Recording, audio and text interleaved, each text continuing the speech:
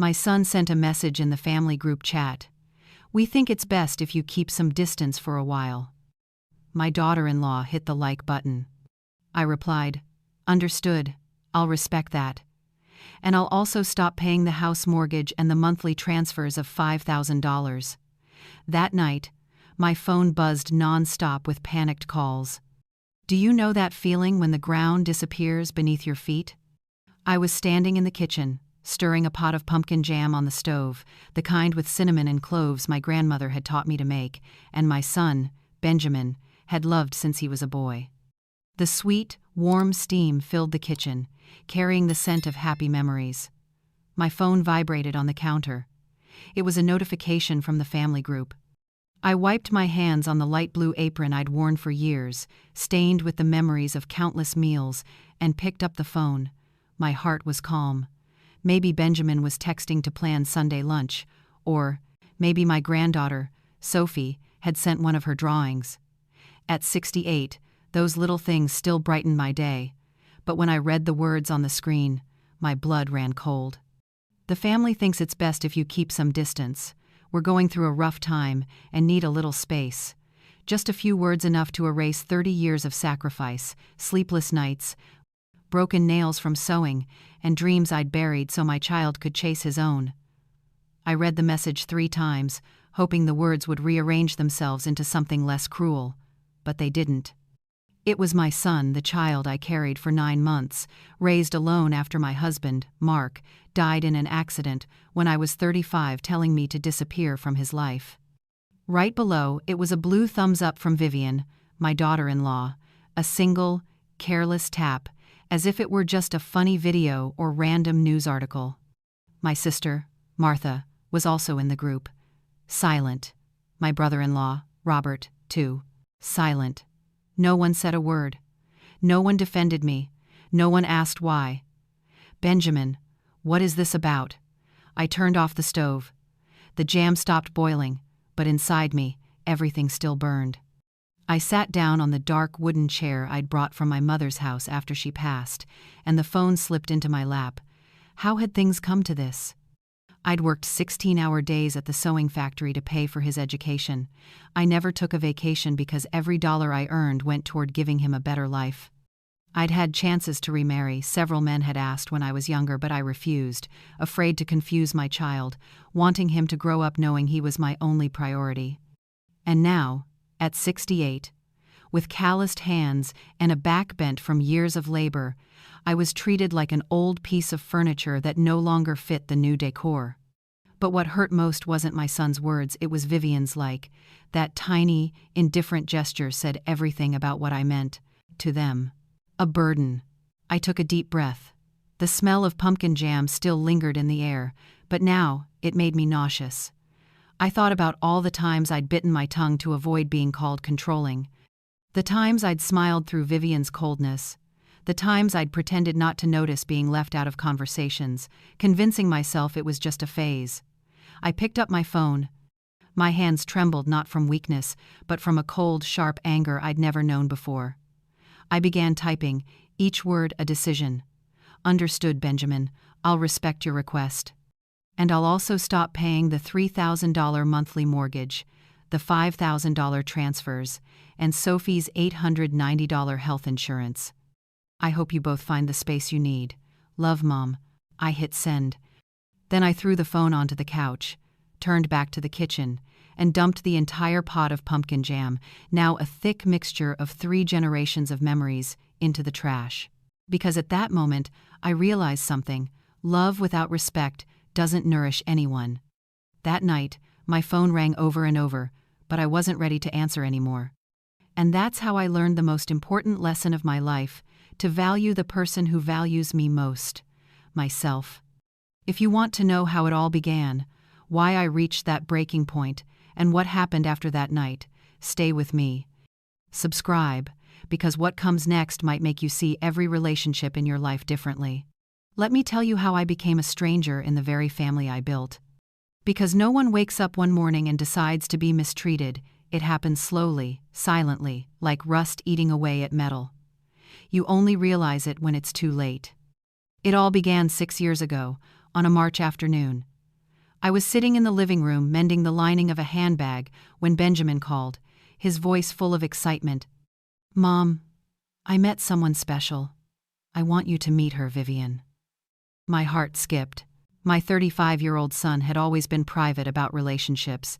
Hearing the joy in his voice filled me with hope. Maybe he'd finally found someone to build a home with.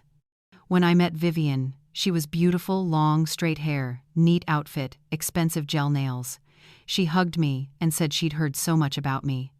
"You're such an inspiration," she said sweetly, words I would later learn were hollow. The first months were fine, some dinners, lunches, polite chats. But the small signs appeared early, subtle ones. Like the time I brought Benjamin's favorite chocolate-frosted carrot cake for his birthday. Vivian smiled. "That's sweet of you, Mrs. Heather. But we're trying to eat healthier. Benjamin's been going to the gym." She pushed the cake aside as if it were something shameful. Benjamin said nothing. Later came their small wedding at a rented farm venue. I offered to help, but Vivian said her mother, Selena, had it all covered. I became just a guest at my own son's wedding.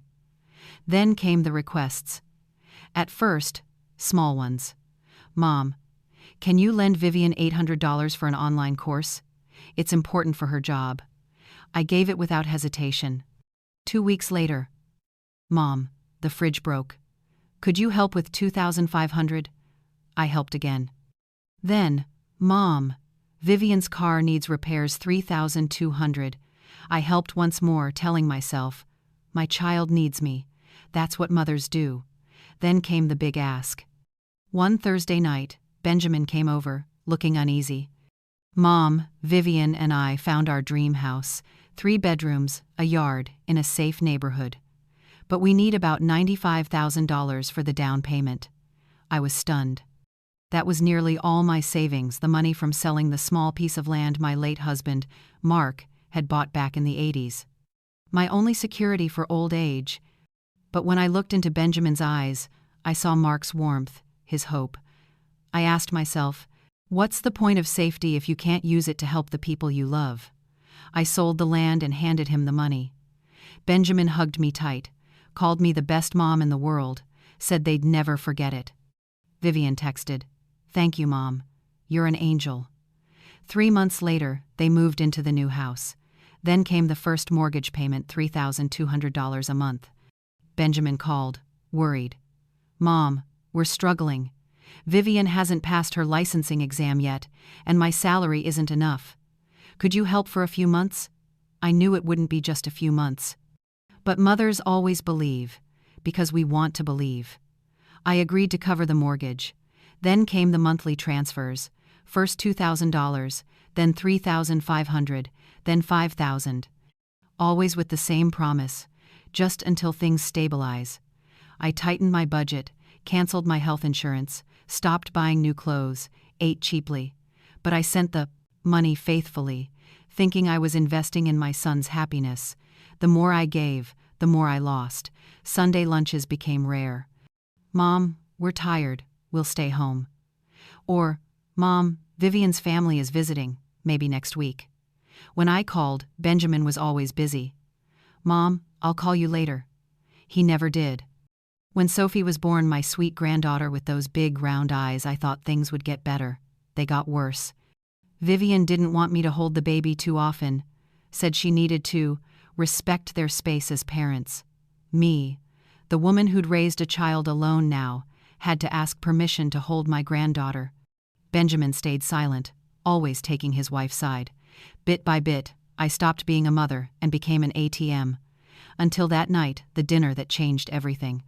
But that story, I'll tell you next, because what happened that evening was the final drop in a glass that had been full for far too long. 3 weeks before that. Devastating message arrived. I received an invitation, a small spark of naive hope that maybe things could get better. Vivian called one Tuesday afternoon. "Heather, we'd love to invite you for dinner on Saturday. It's been too long." Her voice sounded oddly cheerful, a little forced, but I didn't want to doubt. It had been 4 months since I'd set foot in their house, 4 months of "we're too busy." That invitation made me believe maybe I'd been overthinking. I spent the whole week preparing. I went to the salon, Spent $45 I hadn't planned to spend, but I wanted to look nice. I chose the teal silk blouse Benjamin once said looked beautiful on me. I bought a $68 bottle of wine because Vivian was always posting about wine online. Then I baked my special lemon pie, not just a dessert, but a memory. When Benjamin was 7, he caught pneumonia and stayed in the hospital for 3 days. I promised him that when he got better, I'd make the best lemon pie in the world. That afternoon, I stood in the tiny kitchen of our old apartment, whisking egg whites with a fork because we didn't own a mixer. When Benjamin took the first bite, his eyes lit up. "Mom, this is the best thing I've ever eaten." Since then, whenever he was sad or anxious, I made that pie. Saturday night, I arrived at their house right at 7 p.m., holding the pie carefully in both hands, my heart beating faster than usual. Vivian opened the door wearing pink, fluffy slippers. She hadn't even changed sweatpants, loose t-shirt, hair in a messy bun. "Hi, Mrs. Heather. Come in." No hug, no genuine smile. I stepped inside. The house smelled of takeout pizza boxes stacked on the counter. Pizza. They'd invited me to dinner and ordered pizza. "Sorry, we've been busy, didn't have time to cook," Vivian said without looking up, then went back to scrolling on her phone. Benjamin came out from the laundry room, drying his hands. "Hey, Mom." A quick cold kiss on the cheek. "Make yourself comfortable." I stood in the living room, holding the pie and the wine, feeling out of place. Sophie was playing with her dolls on the floor. When she saw me, she ran over. "Grandma." My heart softened. At least someone was happy to see me. "Sophie, come here. Let Grandma sit," Vivian said flatly. I put the pie in the fridge. No one said a word. No thank you, no compliment. It just sat there, invisible. We ate, or rather, they did straight from the pizza boxes. I forced down 2 small bites. The air was heavy. Then Vivian began. "Mrs. Heather, I watched a documentary recently about how older generations struggle to adapt to modern life." She chuckled, glancing at Benjamin as if sharing a private joke. He smiled back. "Yeah, the world's changed a lot," he said. "Exactly," she continued, taking another slice of pizza. "Some mothers don't know how to let go. They're emotionally dependent, thinking their kids owe them constant updates, constant presence." My stomach tightened. She was talking about me, even without saying my name. "It's suffocating," Vivian said now, meeting my eyes. "Every couple needs their own space and privacy. You can't have people coming in and out, interfering all the time." I swallowed hard. I'd never wanted to interfere. "No one's talking about you specifically, Heather," she added with a fake smile. "But it was about me." Every word hit like a stone. Benjamin said nothing, no defense. Just nodded and kept eating. The evening dragged on. I tried to play with Sophie, but Vivian said it was bedtime. I offered to help clean up, but there were only a few empty boxes, and Vivian said she had it handled. At 9:30 p.m., I stood to leave. No one asked me to stay. "Oh, wait, Mom," Benjamin said, as I reached the door. My heart lifted for a moment, thinking he might hug me or apologize for the awkward night. "Did you transfer the money this month? The mortgage is due tomorrow." Money. It was all about money. "I transferred it on Friday," I said, feeling something break inside my chest. "Oh, great. Thanks, Mom. Drive safe, okay?" I walked out, got into my car, didn't cry, just sat there with my hands on the steering wheel, staring at the lit-up house, the house I had paid for, and wondered when I stopped being welcome there. I drove home, feeling hollow. As soon as I stepped inside, I opened the fridge. I had saved 1 slice of lemon pie for myself. I ate it standing in the quiet kitchen, but it didn't taste the same anymore. Because now I understood. It doesn't matter how much you love or how much you give, if there's no respect on the other side, it all turns into scraps of affection. 2 days later, something happened that turned my pain into a decision. It began when I heard something I never should have heard. There are words that, once they reach your ears, carve themselves into your memory like scars that never heal. 2 days after that awful dinner, I woke up thinking about Sophie. My granddaughter was about to turn 6, and I had spent the whole month sewing her a doll. Not a store-bought one, but a special one stitched by my own hands, wearing a blue floral dress just like the one I'd worn on my first day of school. I embroidered her name on the little apron. Sophie, with all my love, Grandma Heather. I braided the doll's hair and tied red ribbons. Every stitch was a prayer, every detail a piece of my love. I wanted Sophie to have something no store could sell, a gift made by her grandmother, carrying the story of our family. I called Benjamin to tell him I'd stop by to drop off the gift. No answer. I called Vivian. No answer either. I sent a message. It showed, read, but no reply. I decided to go anyway. I arrived around 2 p.m., the time Sophie usually got home from school. I only meant to leave the gift and go, no, need to see anyone, if they were busy. When I got there, the gate was slightly open, probably the gardener forgot to close it. I walked to the front door, holding the pink-wrapped present, and rang the bell. No one came. I rang again. Still nothing. But I heard voices inside. Maybe the TV, I thought. I tried the doorknob. It wasn't locked. Is anyone home?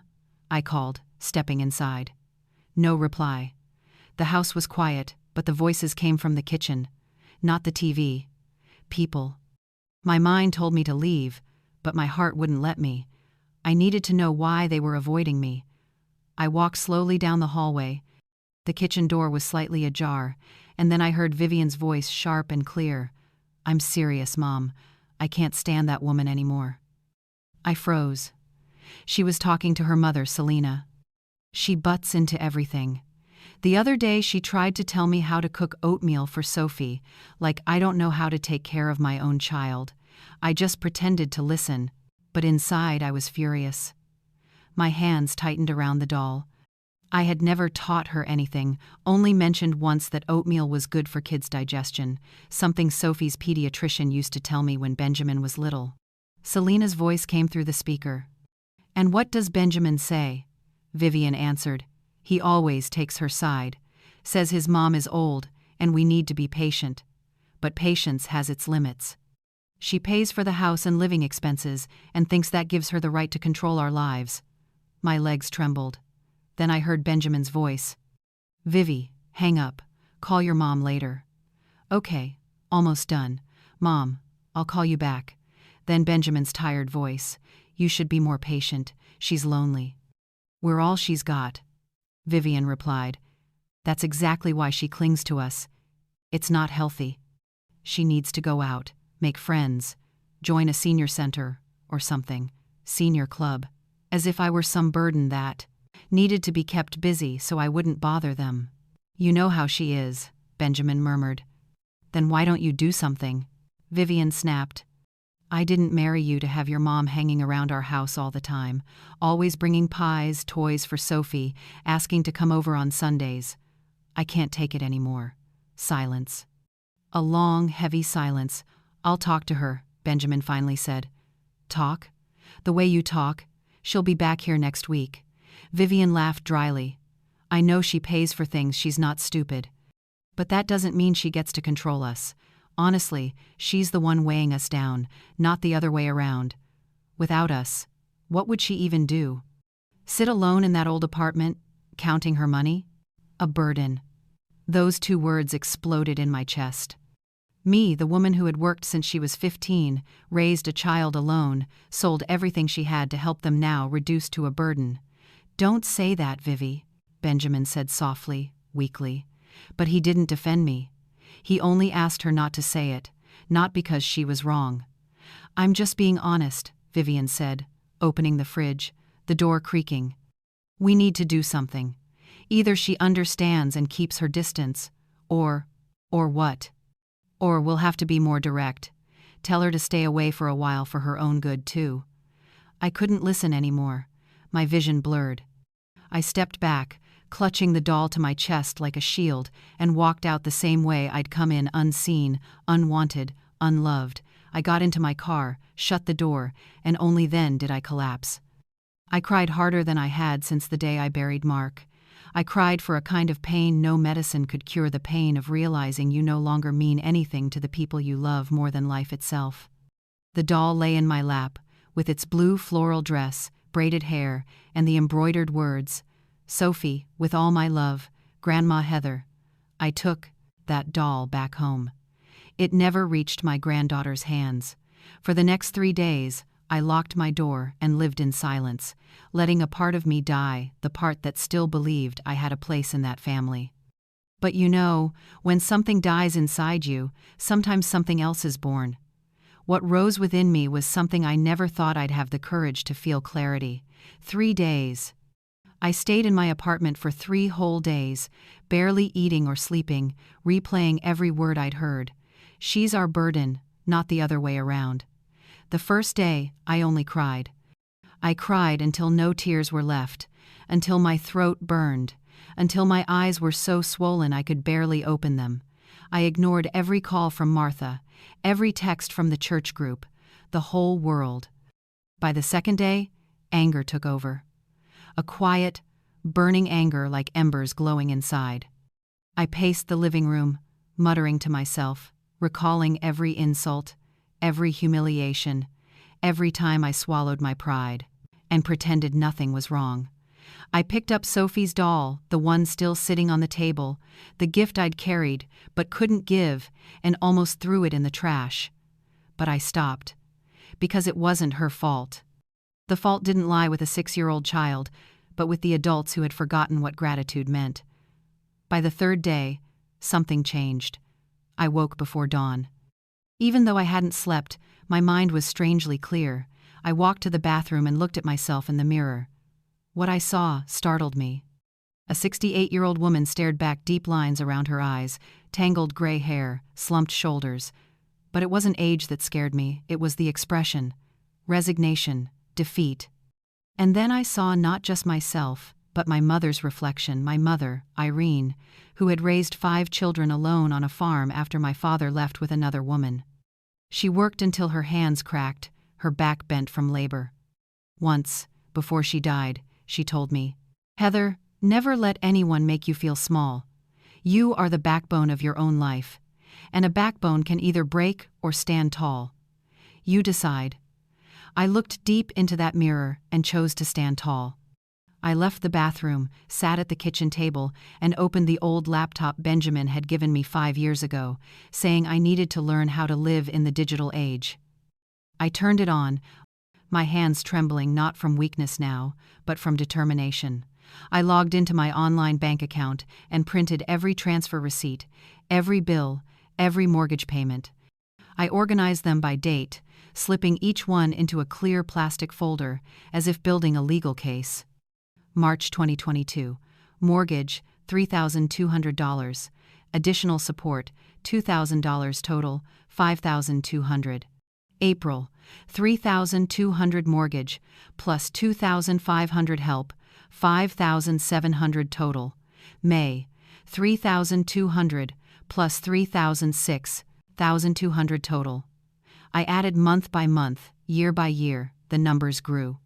From $5,000 a month to $8,000, sometimes $9,000, when there were emergencies, like fixing the air conditioner, car repairs, or Sophie's tuition. When I finished, my stomach twisted. $267,000 in 3 years. And that didn't include the $95,000 down payment for their house, or the gifts, clothes, dinners, and all the little things that had become routine. I printed the entire record, 42 pages. I slid them into a blue folder and wrote on the cover in black ink, "Transfer history. Heather to Benjamin and Vivian, 2022 to 2025. Then I opened my drawer and took out a copy of their house deed. Since I paid the down payment, I had the right to keep one. I read it carefully.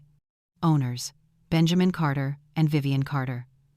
My name was nowhere, not as co-owner, not as guarantor, nothing. On paper, I had no rights to that house.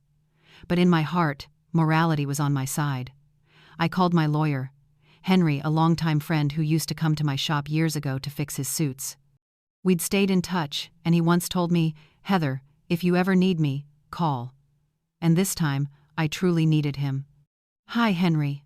I need to see you right away." That afternoon, I went to his office. I showed him the documents, the receipts, the deed, told him everything. He listened quietly, glasses low on his nose, flipping through each page carefully. When I finished, he sighed. "Heather, legally, you have two options. Either treat this as a gift, which means you can't reclaim it, or file a claim arguing these were loans that were never repaid. I don't have a contract or signatures." "I know. But you have proof of transfers. And more importantly, do you have any messages or emails showing they considered this borrowed money?" I opened my phone and scrolled through messages. "Mom, we're tight this month. Can you help? Mom, could you send an extra $1,000? Unexpected bill came up. "Mom, thanks for helping. We'll pay you back once things settle." "We'll pay you back." That phrase appeared in at least 10 different texts. I showed them to Henry. He smiled. "Then it's not a gift, it's a loan. And loans must be repaid." We spent the next 2 hours finalizing the documents. Henry said frankly, "You could sue, but it would be long and exhausting. Or you could do something simpler, stop paying. There's no contract forcing you to continue. The house is in their names, not yours. If you stop, what can they do? Nothing. At worst, they could accuse you of breaking a verbal agreement, but with these texts, you can show they're the ones who broke their promise to repay. You're in a stronger position than you think." I left Henry's office with the blue folder in hand and a certainty in my heart. I wasn't a burden. I was the Porter's Siding foundation. And when a foundation is mistreated, it can be removed. In the days that followed, I organized everything, took photos of every piece of evidence, saved all the messages, preparing as if setting up a chessboard. I knew I was about to make my final move. But before acting, I had to wait. Because I knew Vivian wouldn't stay quiet. She'd push back, and Benjamin, weak as always, would follow. I just didn't expect it to happen so soon. 5 days after meeting with Henry, my phone buzzed. A notification from the family group. That's when everything began to change. That afternoon, I was sorting my sewing supplies, thread spools by color, buttons by size, needles tested one by one. The task calmed me, hands busy, mind focused. Since meeting Henry, I'd been sleeping better, not because the pain was gone, but because now I had a plan. And action, I'd learned, was the best medicine. The phone sat beside a spool of white thread. When it buzzed, I didn't rush to check. Probably an ad, or maybe Martha sending another cooking video, but it buzzed again. And again. I finally looked. It was from the group Carter Family, the one Benjamin had created when Sophie was born, to keep everyone connected, though no one ever really talked there, just birthday wishes and flower photos. I read the message. "We think it's best if you keep some distance for a while. We're going through a difficult time and need some space. Thanks for understanding." I read it once, then twice, then 3 times. The words blurred before my eyes. And I felt something strange in my chest, not pain, not anger, but disbelief mixed with relief. Relief, because at last they had shown their true faces. Right below Benjamin's message was Vivian's blue thumbs up, as if reacting to a weather post, not a message kicking me out of their lives. I looked at the list: Martha, Robert, cousin Helen. No one said anything, just silence, the cowardly kind of silence, from people who witness cruelty and pretend not to see. I set the phone down, took a deep breath, my hands no longer trembled. I stood up, walked to the kitchen, poured a glass of water, and drank slowly. Outside the window, the afternoon sky was clear and bright, the kind of day that tricks you into thinking the world is still okay. But it wasn't okay anymore. And it never would be again. I went back to the table, picked up my phone, and began typing. Every word was a deliberate choice, every comma a brick in the wall I was building between them and me. "Understood, Benjamin. I'll respect your decision. And I'll also stop paying the house mortgage, $3,200 a month, along with the $5,000 in monthly transfers and the $890 for Sophie's health insurance. I hope you both find the space you need. Love, Mom." I read it 3 times to make sure every sentence was clear, polite, and impossible to argue with. Then I hit send. 2 blue check marks appeared instantly. I switched my phone to silent mode, flipped it face down, and went back to my sewing box, threading a blue string through the needle. My hands were steady, my heart calm. For the first time in 3 years, I was doing something for myself. 15 minutes passed, then 30, then 60. By 7 p.m., I made a simple dinner cheese omelet with tomatoes. I sat at the kitchen table, eating in silence, chewing slowly, savoring every bite. I didn't turn on the TV or play music, just silence. And that silence didn't feel heavy or lonely. It felt light, like freedom. Later that night, I took a shower. My phone was still in the living room, screen down. Under the warm water, I felt like I was washing away 3 years of humiliation and confinement until all that was left was me, a new Heather, who finally understood her worth. After drying off, I took my time applying lavender lotion, the kind I always bought but rarely used, because I wanted to save it.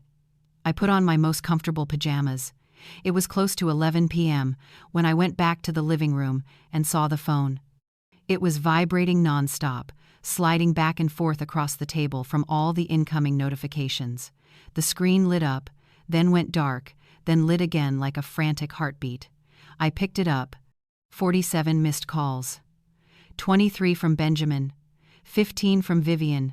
9 from unknown numbers, probably them calling from different phones once they realized I wasn't answering. Then came the messages. God, so many messages. Benjamin. Mom, I need to talk to you right now. Mom, please answer. Mom, don't do this. Mom, I didn't mean it that way. Mom, we need to talk. It was just a misunderstanding. Then Vivian.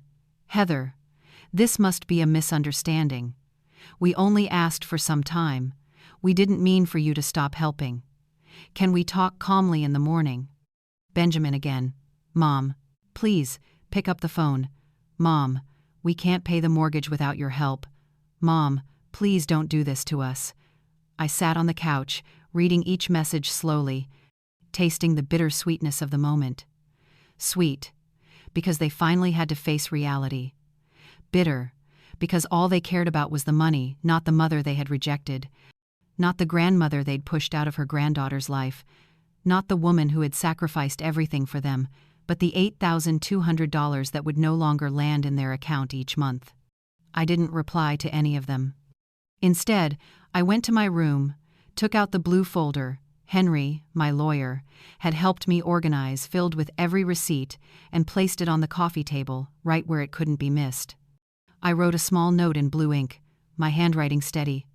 As you asked, I'll stay away. Please respect my decision, as I have respected yours. Don't knock, don't call. When I'm ready to talk, if I ever am, I'll reach out. Heather. I folded the note and slipped it into my purse, because I knew they'd come. And I was right. The next morning, around 8:30, the doorbell rang non-stop for 20 minutes straight. I was sitting in the kitchen, eating buttered toast and sipping coffee, listening to the relentless sound echo through the apartment, and for the first time in years, I smiled. Because if someone demands space, they need to learn how to live in it. The bell rang for the 17th time. Yes, I counted. I sat at my small table, biting into toast with strawberry jam, drinking my coffee slowly, listening to the bell like it was a song. Between the rings, I heard Benjamin's voice. Mom, I know you're in there. Please open the door. Then Vivian, trying to sound calm. Heather, we just want to talk. It doesn't have to be like this. It doesn't have to be like this. Funny words coming from people who'd lost the right to tell me what I had to do. I finished my coffee, washed the cup, dried it, and put it away. The bell kept ringing, followed by louder knocking. Mom, open the door. I took a deep breath, grabbed the note I'd written, went out through the back door, the one leading to the maintenance hallway. I walked down the fire stairs, circled around to the main entrance, and quietly slipped the note through the door gap. On the other side, everything went silent. They'd seen it. I went back the same way, locked the door behind me, turned on the fan because it was hot, and lay down on my bed. I opened the book Martha had lent me, the one I'd never found time to read. The knocking continued for a few more minutes, then stopped. I heard muffled arguing outside, Vivian angry, Benjamin responding, then footsteps fading away. Silence. I didn't leave the room the entire morning. I read 40 pages, then dozed off. When I woke, sunlight was spilling through the window. For the country, first time in a long while, I felt light as if a weight had finally been lifted off my shoulders. In the afternoon, my phone buzzed again. Messages. Mom, I read your note, but we need to talk, this is urgent. Mom, the mortgage is due Monday. If we don't pay, there'll be penalties. Mom, please, don't make things worse. Then Vivian, trying to sound conciliatory. Heather, sorry if you felt offended by Benjamin's message. We didn't mean it that way. We're just dealing with some problems and spoke poorly. How about lunch to talk things through? I'm sure we can fix this. Fix this as if 3 years of disrespect could be erased over lunch. I didn't respond. On Saturday morning, Martha showed up. She hadn't warned me, just rang the bell and shouted, Heather, it's me, open up. I recognized her voice instantly. Martha never sugarcoated things. I opened the door, and she came in like a gust of wind, hair tied high, carrying a bag of still warm cheese pastries. I came for coffee, and I want to hear everything. She went straight to the kitchen. Boil some water. I brought good coffee. We sat at the small table. As we ate, I told her everything from the awful dinner, to what I overheard, to the group messages and my response. Martha listened quietly, chewing slowly, her eyes fixed on me. When I finished, she dabbed her mouth with a napkin and said, You did the right thing. My throat tightened. I hadn't realized how much I needed to hear that until I did. Really? Really, Heather. I've watched you disappear over the years, chasing crumbs of affection from the son you raised. I kept quiet because I thought it wasn't my place, but I should have shaken you awake sooner. They're desperate, I whispered, and they'll get more desperate. Martha grabbed another pastry. Now they'll have to grow up for real, pay their own bills, take responsibility. And honestly, that's the best thing you've ever done for them. It doesn't feel like that. It never does at first. She looked at me seriously, with that protective, older sister gaze. But one day, when things settle, maybe, just maybe, they'll realize how strong you are. Martha stayed all morning. We watched a bad movie on TV, laughed at the ridiculous parts, ate candy straight from the pot, and for the first time in months, I felt lighthearted. When she left, she hugged me tightly and whispered, Don't go back, Heather. Promise me. I promise. But the truth was, I wasn't sure I could keep that promise. My mind was steady, but my heart was bleeding. On Sunday, they tried again, this time with Sophie. I heard her little voice through the intercom. Grandma, it's me. Dad says you're sad. I drew you a picture. My heart shattered. I pressed the talk button. Hi, sweetheart. Grandma's not feeling well today, but I'm so happy you made a drawing. Tell your dad to bring it another day, okay? Are you sick? I closed my eyes. No, honey, just tired. I'll feel better soon. I love you. I love you too. I released the button, sank to the floor, and cried. Some right decisions still hurt like mistakes, and staying away from my granddaughter, even when it wasn't my fault, was one of them. But I couldn't weaken. Not now, after coming this far. Monday, the mortgage was due, and that night I received Benjamin's longest message yet. Mom, the payment's late. I tried to get a bank loan, but they declined. Vivian's panicking. Sophie keeps asking about you, and I don't know what to say. Mom, I know I was wrong. I hurt you, but please don't let us lose the house. Don't do this out of pride. I'm begging you. Pride? I typed slowly. It's not pride, Benjamin. It's dignity. You asked for space, I gave it. You called me a burden, I heard it. Now you need to understand. Respect can't be begged for, only earned. And once lost, it's not always something you get back. I sent the message and turned off my phone. That night, I cried again. But these tears were different. They weren't of despair, they were a funeral. A farewell to the mother I used to be, the one who had to die so that the woman I needed to become could live. That woman no longer survived on leftovers of affection. A week passed, 7 days of silence, my phone mostly off, sleepless nights, wondering if I'd done the right thing. By Wednesday, I was folding laundry in the living room when the doorbell rang. I looked through the peephole. It was Martha. But her face was different, tense, worried. I opened the door. "We need to talk," she said, stepping inside without waiting for me to invite her. "And you're not going to like what I have to say." My heart sank. "Is something wrong with Sophie?" "No, she's fine," Martha said, rubbing her tired face. "Sit down, Heather." We sat on the couch. She was quiet for a moment, wringing her hands, clearly searching for words. "Do you remember when Benjamin sent that message in the group chat?" "Yes." I stayed quiet then because I was shocked, but afterward, I got angry. So on Friday, I called Vivian. Martha looked straight into my eyes. "I wanted to know what made them treat you that way." My heartbeat quickened. "And?" She told me everything. I think she saw me as an ally. I've always been polite, never interfered. She assumed I'd take her side. "And what did she say?" I asked, my voice trembling. Martha took a deep breath before answering. She said that whole sensitive time excuse was a lie. There was nothing going on, just a plan. My blood ran cold. "A plan?" I asked. Martha's voice shook with anger. "Vivian wanted you out so she could remodel the house specifically, turn the guest room, the one you always sleep in, into a luxury dressing room." I froze. "A dressing room," Martha continued, her tone dripping with disgust. She even showed me a design from Pinterest: floor-to-ceiling mirrors, glossy wood shelves, LED lights, all that nonsense about $35,000 in cost. She said, and I quote, "You can't renovate with your mother-in-law always around. She'll meddle, complain, drive us crazy. Better to cut her off for a while." My throat closed up. Cut off. They spoke about me like I was a weed to be uprooted. Martha gripped my hand, fury in her eyes. But this next part is what really made me want to slap her. I looked up. "What?"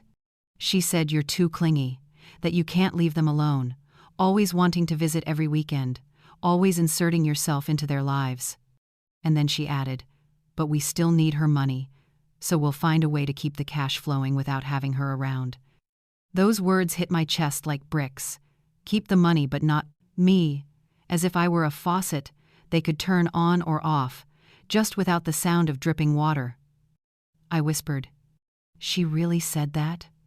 Martha nodded. "Every word." "That's not all," she added, pulling her phone from her purse. I started getting suspicious because they kept saying they were broke, but she kept posting pictures of fancy restaurants, new clothes, salon visits. Martha handed me her phone. It was Vivian's Instagram page. A photo of a sushi dinner spread, captioned, "Friday night celebration." Scroll down a picture of Vivian smiling, holding a designer handbag, "Treating myself." Another one of her and Benjamin at a bar, colorful cocktails in hand. "Date nights are sacred." All of that within the last 2 months, Martha said, while they claimed they were struggling. I did some quick math. That restaurant, at least $400 for 2 people. The purse, I recognized the brand, no less than $2,500. Each outing must have cost $600 to $800. All of it, my money, I whispered. They've been spending my money. Exactly, Martha said. And here's more. She showed me another photo, Vivian at a furniture store holding fabric samples. The caption read, "Choosing details for a dream coming true." I swallowed hard. "The dressing room." Exactly, Martha said. She'd planned it long before pushing you out. "How do you know all this?" I asked. "Because I listened to what she didn't say," Martha replied, putting away her phone. I asked if they needed financial help, if they were in trouble. She laughed and said, "Not really, just some adjustments." "Adjustments," I repeated. The same woman Benjamin said couldn't afford the mortgage claimed she just needed to adjust. My blood boiled. Everything was calculated. Not anger, not misunderstanding, cold, deliberate manipulation. Martha hesitated, then added, "There's more, and it's going to hurt. Tell me, Benjamin knew all along." My heart clenched. "What?" Vivian slipped, and said she'd discussed it with him, and he agreed they needed space. They planned the whole thing together. My son, the boy I raised alone, fed, educated, and gave a future to. Sacrificing my youth had been complicit. He knew it was all a lie to get rid of me, just so they could remodel a room, yet he still sent that message. I stood up abruptly, walked to the window, needing air, needing space to breathe. "Heather." Martha's voice softened behind me. "I know this hurts, but you needed to know the truth."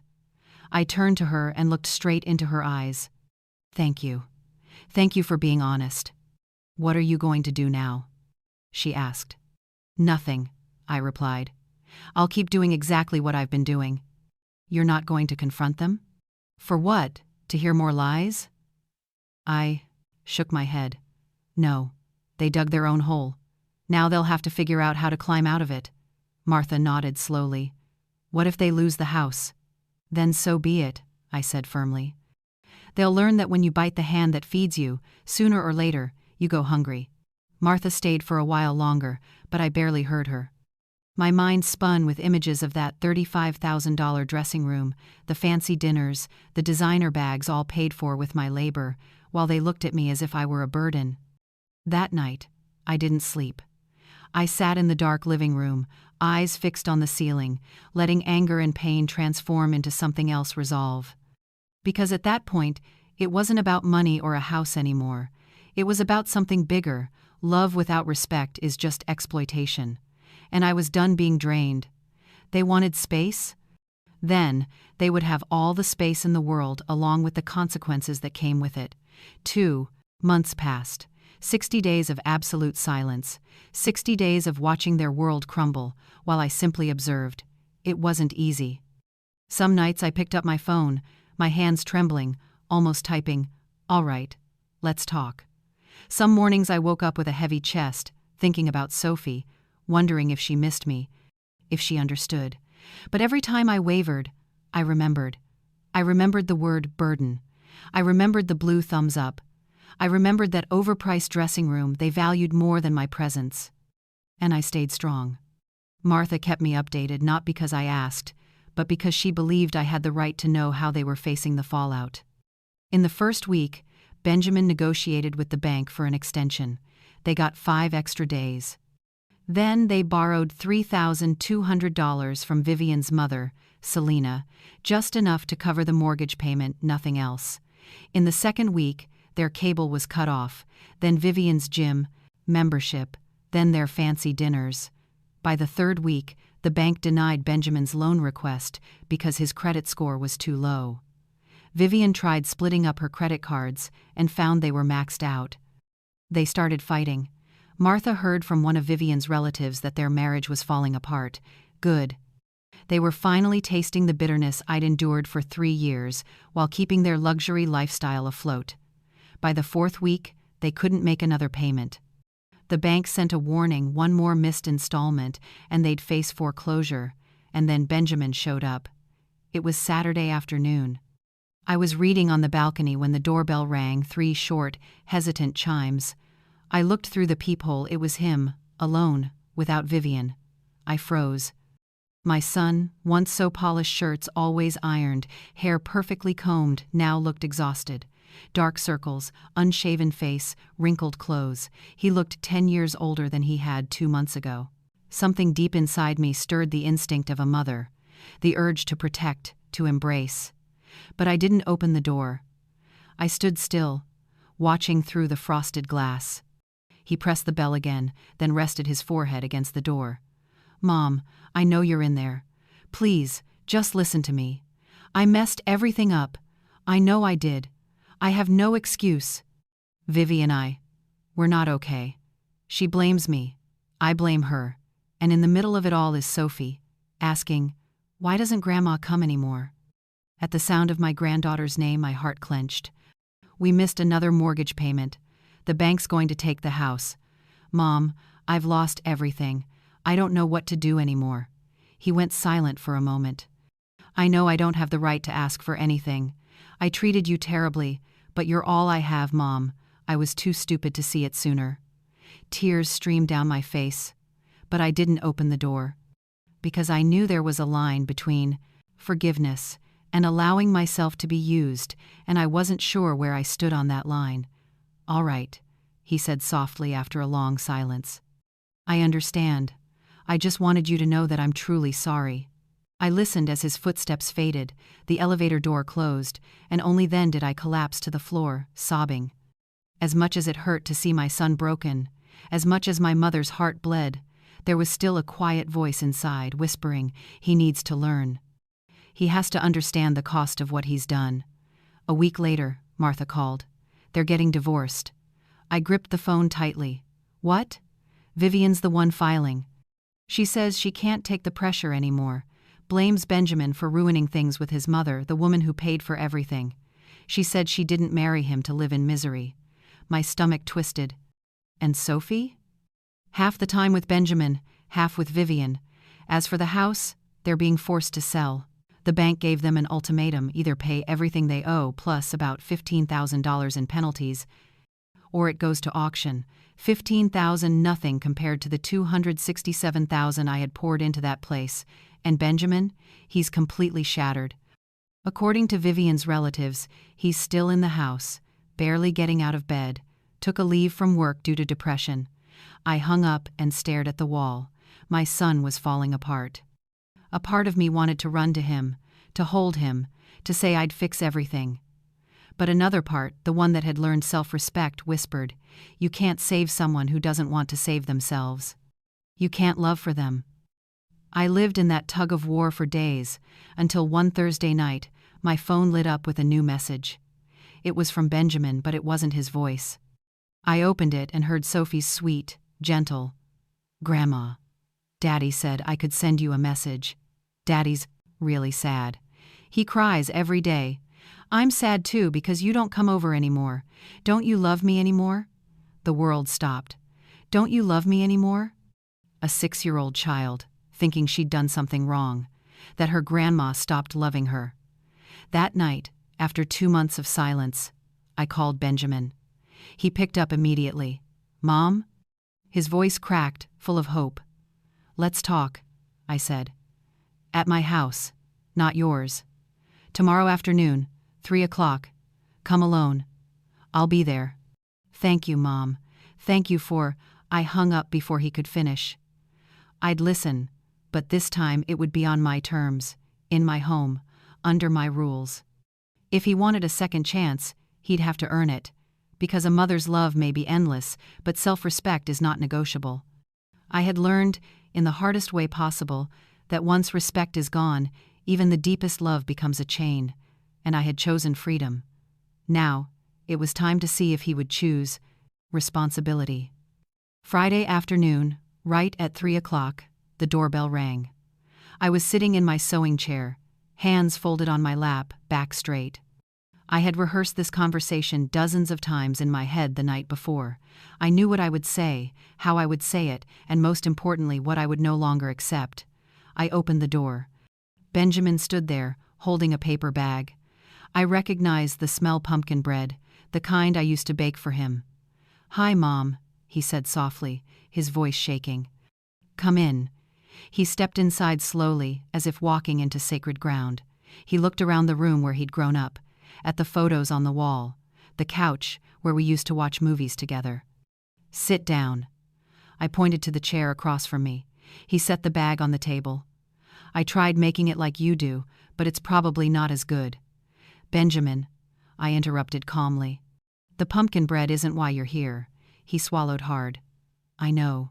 "Then say what you came to say." He took a deep breath, hands trembling. "These past 2 months have been hell, Mom. Not because of losing the house or the money, but because I realized what I did to you. When everything fell apart, Vivian showed her true self. She blamed me, said I was weak, said I should have kept you close, like you were an investment I'd mismanaged. I stayed silent, letting him speak. That's when I understood she never respected you. And worse, I let it happen.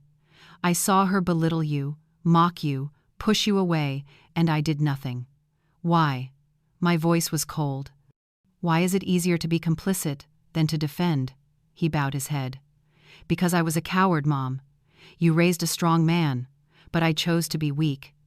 The air between us grew heavy. When I sent that message, I thought I was being mature, independent. But really, I was selfish and cruel. He looked up, eyes red. Because pushing you away was easier than standing up to Vivian. And what about the dressing room? I asked. $35,000 for that luxury nonsense while claiming you couldn't afford to live. His face went pale. You know about that? I know everything, Benjamin. The design plans, the fancy restaurants, the designer handbags. I know you spent every cent I sent while lying about struggling. He covered his face and sobbed, not the restrained cry of a grown man, but the raw, broken sound of a child. I'm sorry, Mom. I'm so sorry. A part of me wanted to rise and hold him. But the other part, the one that had learned self-respect, kept me still. Sorry isn't enough, Benjamin. Sorry doesn't bring back $267,000. Sorry doesn't erase the word burden. Sorry doesn't wash away the humiliation. He looked up, face wet with tears. I know, I can't fix everything, but I have to try. I've learned my lesson. What lesson? That family isn't about money? That love isn't about convenience? He nodded, sobbing. You were the only one who was always there, my whole life, and I threw that away, for a woman who left me at the first sign of trouble, for a house I'm about to lose, for a life that was never real. I sighed. What do you want now? Forgiveness, he said softly. That's all. I'm not asking for money or for you to save the house. I just want a chance to earn back your trust, even if it takes years. I stood and walked to the window. Outside, people went about their lives, each carrying their own pain. Do you know what the worst part of all this is, Benjamin? What is it? It's not the money, and it's not the ingratitude. It's that I lost myself. I stopped being Heather, the woman who raised her child alone, worked until her hands bled, and kept her dignity. I became Benjamin's mom, someone who existed only to give, to serve, and to disappear when no longer needed. But when you pushed me away, I found myself again. Tears still ran down his face. I continued. I started painting again, going out with friends, eating alone at restaurants for the first time in my life, and I found it pleasant. I bought new dresses, read 4 books, took a trip to the beach with Martha. I lived, Benjamin. For the first time in years, I truly lived without worrying who needed me, without saving a few $100s to send you. Mom, I'm sorry. I forgive you, I said, and I saw relief soften his face. But forgiveness doesn't mean forgetting, and it doesn't mean everything goes back to the way it was. I understand. I'm not sure you do. I turned back to the table and sat down. I have a proposal. Non-negotiable. Over the past 3 years, I've spent $267,000 plus $95,000 for the down payment on the house. That's a total of $362,000. I want a contract acknowledging that debt. Mom, I can't pay that much. Let me finish. My tone stayed calm. You'll repay 60% over 5 years, about $217,000, which means roughly $3,620 a month. If you manage that, the debt is settled. If not, the house will be sold, and I'll take my share. The remaining 40% I'll forgive as a gift if you keep your word. He went quiet, thinking. I continued. I want to see Sophie again, but on my terms. Whenever she wants to visit me, not when someone decides it's appropriate. I won't accept love that's conditional anymore. She really loves you. She asks about you every day. Then let me love her without interference, without control. All right. And finally, I said, I won't support you financially anymore. You're 35, Benjamin. It's time to stand on your own. If it's a real emergency health or safety, I'll help. But restaurant meals, handbags, home repairs, you handle those yourself. He nodded, swallowing hard. I accept everything. Good. Meet with Henry on Monday. He's prepared the contract. You'll sign it, and then we move forward. He stood, exhausted but somehow lighter, as if a weight had been lifted. Mom, can I hug you? I hesitated, the wound still fresh. But then I opened my arms. He hugged me tightly, the kind of hug a lost child gives when they finally find their way back, clinging to a lifeline. "I'll do it right this time, I promise." "I hope so," I said quietly. "Because this is your last chance." 6 months have passed since that day. Benjamin signed the contract. He couldn't keep the house, so he sold it. From the sale, he paid me part of what he owed, $140,000. The rest he's paying gradually, $2,500 a month. Sometimes late, but still, paying. He moved into a smaller, simpler apartment. Sophie lives with him during the week, and she actually seems happier, less tension, fewer fights. Vivian disappeared. She remarried, this time to a wealthy man. Benjamin and I have lunch together once a month. He calls every week, not asking for money, just checking in, sometimes asking for advice, and I give it when I feel it's right. And Sophie, she sleeps over at my place every Saturday night. We bake cookies, watch movies, sew dolls. On those nights, I feel as if I've recovered the most precious thing I ever lost: real connection. Last week, she asked me, "Grandma, why don't you come over anymore?" I sat down, held her small hand, and told her the truth gently, in a way a 6-year-old could understand. "Because sometimes, sweetheart, we have to stay away from people who don't treat us well, not out of anger, but out of love for ourselves." "What about now?" "Now, everything's okay. Because your dad has learned that love means respect, and I've learned that I can still be happy on my own." Today, as I write this, I'm sitting on my apartment balcony. There's a new painting on the wall, one I painted in art class. It's not perfect, but it's mine, and that's enough. After nearly 69 years of life, I've learned one thing: unconditional love doesn't mean accepting unconditional disrespect. You can love someone deeply and still say no, still set boundaries, still choose peace for yourself. I've forgiven my son, but I'll never again become the mother who forgot herself and lived on scraps of pity. Because I've learned, love without respect is a prison, and I've chosen freedom. And what about you? Have you ever had to set a boundary, even when it broke your heart? Share your thoughts in the comments. Your story might give someone else the courage to love the right way. And if you'd like to keep hearing stories about love, family, and the lessons life teaches us, stay with me. Let's keep walking this journey together, learning how to love without losing ourselves.